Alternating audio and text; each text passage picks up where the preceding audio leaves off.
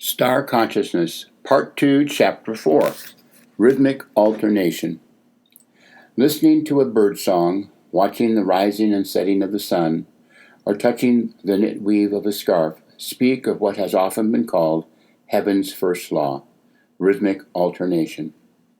The ups and downs of joy and sorrow, hardship and happiness, love and hate are poles of the life activity battery. Without the ever-alternating rhythm between positive and negative life, it loses its vitality. It takes the rubbing, the friction, the conflict to ignite the fires of action, thought, and feeling, which eventually manifest as events, relationships, and creativity. In most areas of our present-day lifestyles, we witness the alternation between opposites, from the simple example of leaving home in the morning to returning at night, to the more complex national and international alternations between war and peace. In all our institutions, business, government, medicine, home, media, military, arts, agriculture, and education, rhythmic alternation takes place whether we are aware of it or not. Just as microscopic atom maintains its delicate structure because of the dynamic balance of forces between the electrons and the protons, so do our institutions survive as long as they maintain some kind of balance between ups and downs, progress and retrogression. Unfortunately, to date, we do not thoroughly understand and apply the principle of rhythmic alternation to our institutions.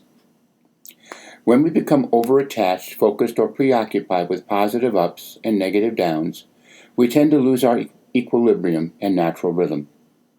All of us have, at one time or another, lost our footing while climbing a stairway. Usually we're overjoyed about something or depressed, in a hurry, or intoxicated. We lose our balance momentarily, and in that instance the possibility of injury is increased. Even the athlete who for only a second loses his or her balance, timing, and rhythm risks the possibility of defeat. The musician who performs a solo for a philharmonic orchestra loses his or her rhythm and plays off key, spoils the mood and tone of the entire piece. And when we fail to apply rhythmic alternation to our institutions, they begin to crumble.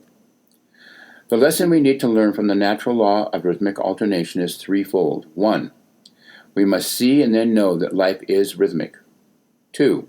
We must observe ourselves and see where we are not rhythmic. And 3. We must make an effort to find our natural rhythm so that we don't injure ourselves physically, psychologically, and/or spiritually.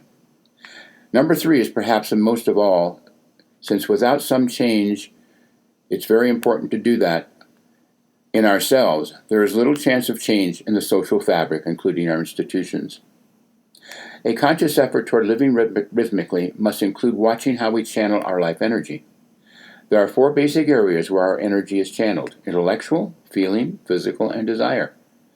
None of these are pure channels. They each intermingle with the other, but if we can determine which areas we channel most of our energy, we can attempt to consciously alternate and change our energy in another complementary direction.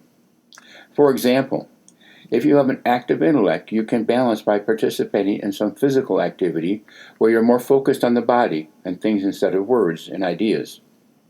Or, if you're too much into feeling, love, the arts, and music, you might balance by acknowledging your desires, drives for material possessions, food, and pleasures. Living more in harmony with nature, human structures, and the cosmos by functioning according to the law of rhythmic alternation, the horizons of the future open like fields of wild spring flowers.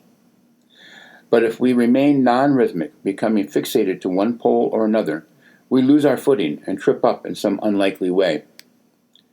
As we go about our daily duties and chores, fulfilling responsibilities and obligations, we must avoid as much as possible every stress and strain. When our thinking and feeling become more rhythmic, our actions must follow, lest we throw ourselves off balance again. By putting into practice the principle of least resistance, we gain great economy of time and energy. When tension builds from our overpressure, either at home or at work, we should remind ourselves that we've lost our rhythm, and once again, in order to retain it, nothing helps more than following the line of least resistance. Before taking any action, from getting out of bed to washing the dishes, Mentally anticipate each act in the process of execution. For example, take getting out of a chair. In order to follow the line of least resistance, first let go of the tension in the stomach, neck, and back. Then, leaning forward from the hip joint in a swift, swiveling motion, allow yourself to stand without clutching every muscle. Mountain climbers are particularly knowledgeable about economy of action. Some years ago, in the mid-1960s, I had the opportunity to learn mountain climbing in the Grand Tetons of Wyoming. My teacher, Glenn Exum, was a mountain man in appearance, reputation, and in action. As a climber at age 60, he was still formidable, something hard to believe until you saw how he climbed. Most of the young people in my class were in their teens and early 20s, ready and eager to take the ascent. Mr. Exum gathered us together and told us right off that if we wanted to climb, we must learn economy of action and rhythmic motion. That didn't make much sense to most of us until later on up the trail to the climbing area. As we started up the trail, he suggested we walk deliberately, picking each spot and stepping firmly, lightly, and consciously. Well, that lasted about 5 minutes. He was too slow for us. Instead, we all raced right by him, telling him we'd meet him at the base of the mountain.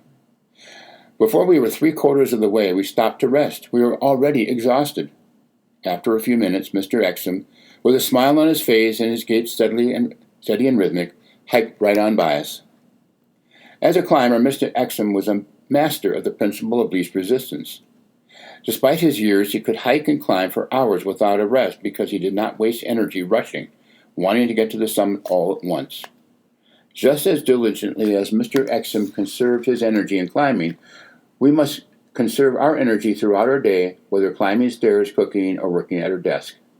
In this way, we cultivate rhythmic alternation. A couple of aids to learning and establishing economy in the use of energy include singing, humming, and breathing. While you work, keep time by singing or humming.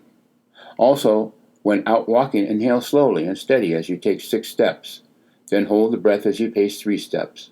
Then exhale gradually as you walk 6 steps.